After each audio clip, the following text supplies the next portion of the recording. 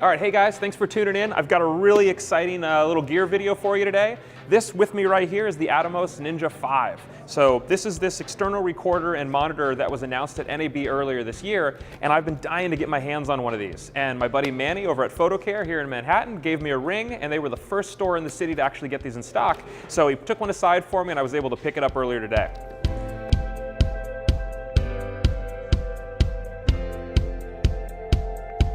All right, so before I even pop this open, why an external recorder? Well, when you're shooting video, the files that go into your camera actually have a whole ton of compression on them, and you also have limitations on what kind of color depth you can get, and then the runtime and the length of your clips, basically.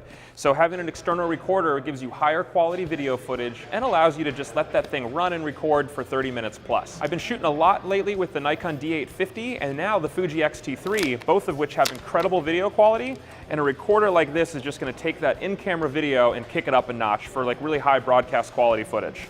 All right. I feel like this is Apple-like packaging. Did you see that? It's not like a box that slides out. It actually just pops open like that. So really quickly, that was all it took to open it up. You can see that we have the recorder right here. And it's actually a lot lighter than I thought it was going to be. 5-inch monitor, it's 1,000 nits, which is extremely bright. That's going to come in really handy if you're out there shooting outdoors on location and you've got that heavy backlit from the sun. You're actually going to be able to see what you're recording to. The next thing is going to be, looks like a little welcome packet and manual. Who reads those? All right, next you pop this thing open and we're going to have, it looks like, a power cable, and this is awesome because this looks like you're going to be able to power the recorder through your mains, which means I'm going to be able to plug this into the wall and not have to rely on a battery for this. So if I'm in studio or if I'm locked down in a position where I'll be recording for a while, I'm not going to have to worry about batteries and I can plug right into the wall power. It's awesome because it has a bunch of adapters here too. So this is your world kit is what you would call it. It's got plugs from all the different kinds of power plugs around the world. So that's really nice there too. All right, let's talk about media.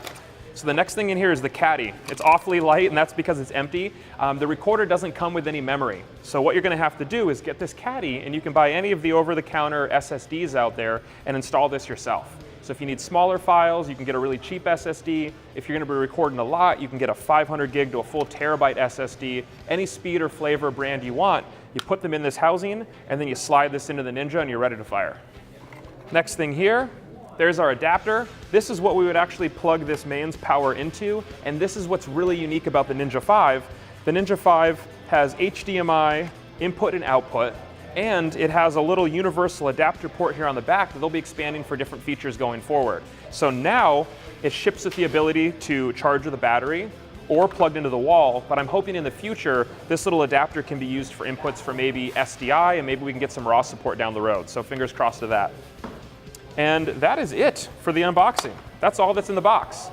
So I feel like this is one of those Christmas gifts you used to get as a kid where it says batteries not included. That is one thing you're going to want to know about this if you're out there buying one of the Atomos Ninja Vs, is it's a super small convenient monitor. It does come with the ability to plug it into the wall, but right out of the box you're not going to have any batteries or anything. So I've got a couple right here. It actually takes the super popular Sony batteries. So if you've got any of the other Atomos products, like I've got some of the older Ninjas, I can just use these batteries and it'll plug right in. Or if you're just buying and this is your first Atomos product, you can find these online really cheap and you can buy a ton of them, which is really nice. The second thing you're going to need is an HDMI cable. So this is the reason why I ran out of the store earlier and then gave Manny a call and I was like, oh wait, I'm missing something. Then ran back to the store. It's because you have to get an HDMI cable specifically for your camera.